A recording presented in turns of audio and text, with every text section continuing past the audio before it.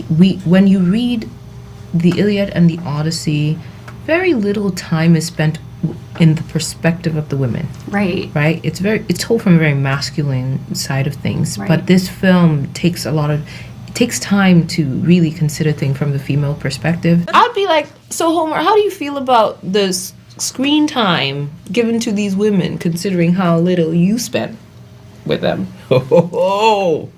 Okay. And then do you lean forward and look at him like that? Yes, like, remember? Why is this upsetting? Why don't you just not go to the movie? That's an easy solution. Oh, but no one could hear her over those yammering bitches. I do think the Elliot Page thing is comical, and that's just pandering. I am sorry. First of all, she's a she. I'll call you Elliot, but you're still a woman. And a 5'1" female doesn't exactly define a warrior to me, but go for it. It's just that little by little, these are the things that make us go, really?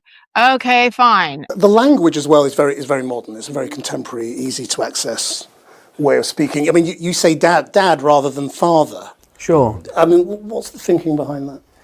Because I wouldn't have even said father back in the day, would I? I would have been in Greek, so it's no less correct. People bring, when you look at this world, when you look at the ancient world, people tend to view it in weird ways. There's a lot of cultural prejudice. There's a lot of, they're sort of elevating it because it's old, whatever it is. When you go to the poem, what you find is something that's really earthy and grounded and accessible.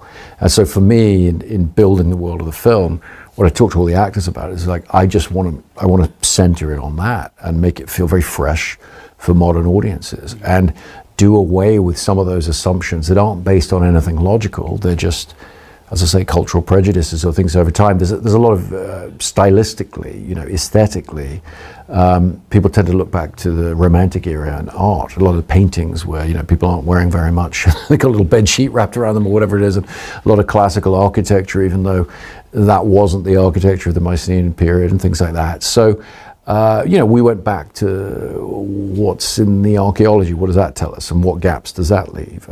What do we know about Homer's time? How were things portrayed in the earliest possible portrayals of that? And looking at how do you create a consistent and accessible world around that feels vital and credible and exciting to be in. This is the Odyssey. You're looking at a film that needs to make $1 billion. This is a random guy. Just look at the armor, okay? That looks awesome. That looks super fucking cool. This movie cost $250 million, but somehow men.com has better looking costumes. And oh my God. What is this, the UK? Costumes are a random ass Ulysses Ministaries in Italy, by the way. Wow.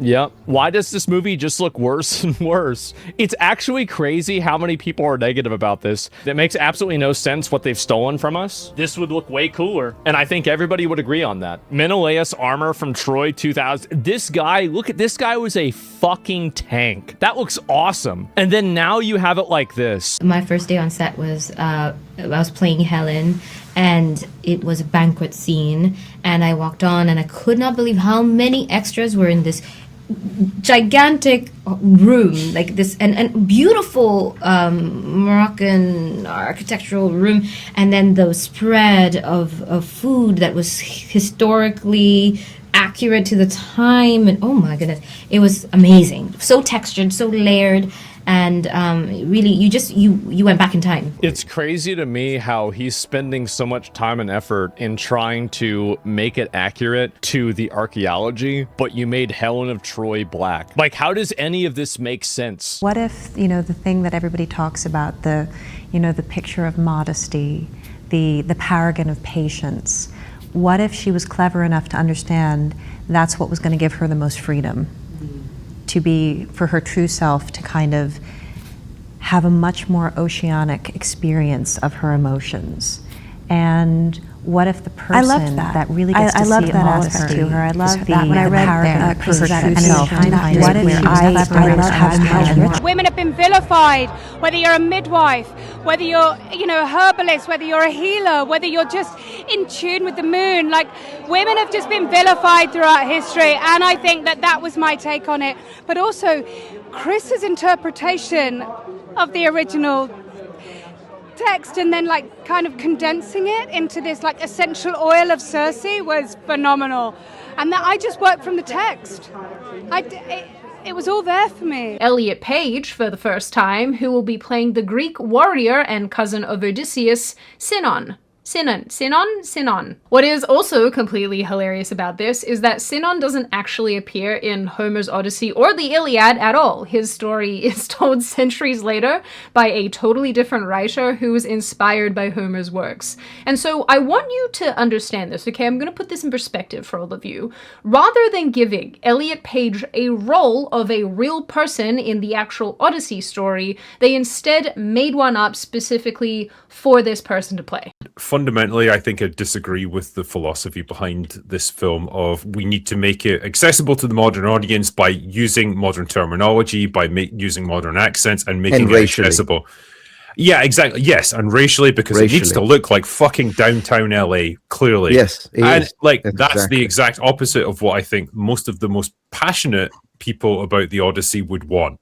Right, I don't know what the general audience is going to do. This movie is going to be a weird one when it comes to the box office. It could be $1 billion movie, or it could make 500 million. I don't know. The people who are just wannabe cinephiles or Christopher Nolan fans will go and see it in IMAX and get the full experience. And so it's going to have a massive opening weekend. I think it'll 100% make money. It's not going to flop. It's not going to be a disaster, but I don't think it's going to be like this all-conquering success that people can point to and say, see, it worked. All of this stuff, it worked. Take that, chuds. It is this overwhelming amount of people that are trying to rewrite history and try to include other races of people inside of European history. A desire for control. Yeah, it's pure tribalism. I don't understand why you feel the need when there's so much going on in the world, why this is what's upsetting you. You know what, guys? I think representation matters. I feel so validated right now. I remember my grandmother saying to me, I don't care what they tell you in school, Obama was white. This idea was also explored in a book called Black Athena. I think people should read it, which argues that classical Greek culture is heavily indebted to Afro-Asiatic and Near Eastern roots. I actually taught Greek mythology to 8th graders. And so I covered this. Fun fact. So people that are saying that Helen of Troy could not possibly be played by a black woman don't know history. What you just said is one of the most insanely idiotic things I have ever heard. At no point in your rambling, incoherent response were you even close to anything that could be considered a rational thought.